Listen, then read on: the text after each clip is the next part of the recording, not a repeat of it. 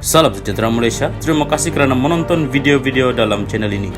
Sebelum kita mula, jangan lupa untuk tekan tombol subscribe, share, like dan komen. Let's go! Salam sejahtera dan selamat malam kepada seluruh rakyat Malaysia dan pendengar berita panas hari ini. Dipetik daripada Malaysia Kini bertajuk Pemimpin PKR sekolahkan Sanusi, PM tiada kuasa lantik Majlis Keuangan Negara. Berita penuh, Perdana Menteri tidak mempunyai sebarang kuasa untuk melantik sesiapa sahaja dalam Majlis Keuangan Negara selain daripada yang dicadangkan oleh Sultan sesebuah negeri itu, kata Naib Pengerusi PKR Kedah, Nur Azrina Surip. Dia merujuk kenyataan Menteri Besar Kedah Muhammad Sanusi MD Nor semalam yang mendakwa terdapat komplot untuk memecatnya sebagai wakil rakyat negeri dalam Majlis Keuangan Negara. Walhal, di dalam perkara 108 Perlembagaan Persekutuan menetapkan Majlis Keuangan Negara perlu diketuai Perdana Menteri atau mana-mana menteri dilantik manakala setiap negeri diwakili individu diperkenan Sultan yang dipertua negeri. Jelas menunjukkan tiada kuasa Perdana Menteri untuk menamakan orang lain selain individu yang diperkenan Sultan jika mengambil konteks dalam negeri Kedah, kata Nur Azrina pada satu kenyataan hari ini. Justru dia menggesa Sanusi supaya berhenti berbohong mengenai kerajaan persekutuan atau Perdana Menteri Anwar Ibrahim. Nur Azrina mengingatkan Sanusi mengenai titah baginda Tuanku Sultan Kedah ketika merasmikan mesyuarat pertama penggal ke-6 Dewan Undangan Negeri Kedah ke-14 pada Mac. Katanya, Baginda telah berpesan supaya mengelak berpolitik secara berlebihan dan sentiasa berusaha menjaga hubungan di antara satu sama lain, khususnya antara kerajaan negeri dan kerajaan persekutuan.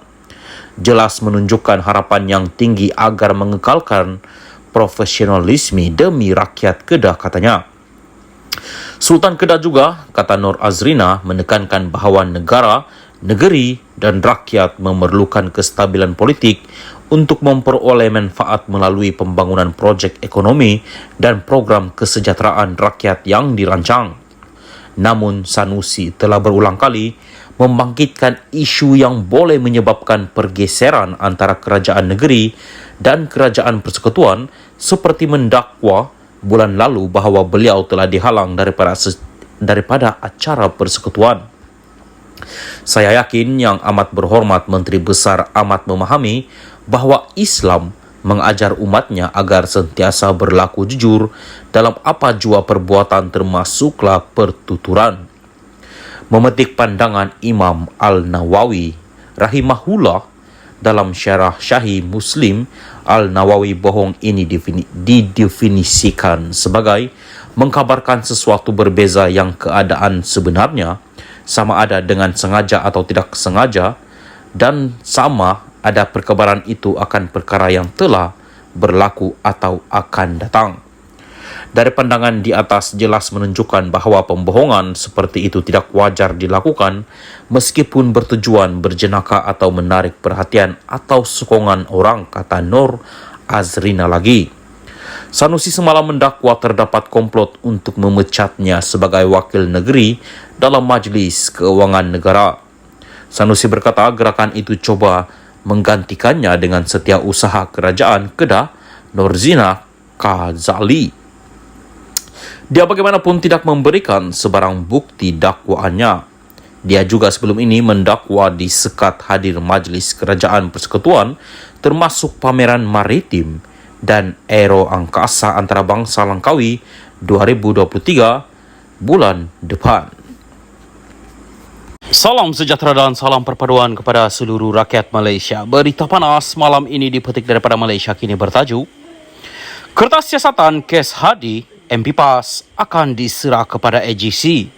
Berita penuh, kertas siasatan terhadap Presiden PAS Abdul Hadi Awang dan Ahli Parlimen Pramatang PAU Muhammad Fawaz Muhammad Jan berhubung kenyataan berunsur perkauman akan diserahkan kepada Jabatan Peguam Negara AGC untuk tindakan selanjutnya. Menteri Dalam Negeri Saifuddin Nasution berkata demikian ketika diminta mengulas siasatan polis serta Suruhanjaya Komunikasi dan Multimedia Malaysia (SKMM) terhadap Hadi dan Fawaz. Saya hanya boleh memastikan terdapat beberapa aduan dibuat. Kertas siasatan telah dibuka. Biarlah proses itu berjalan dahulu barulah diserahkan kepada Jabatan Peguam Negara, katanya kepada pemberita selepas menghadiri sesi Town Hall Rakyat Anjuran Sinar Harian.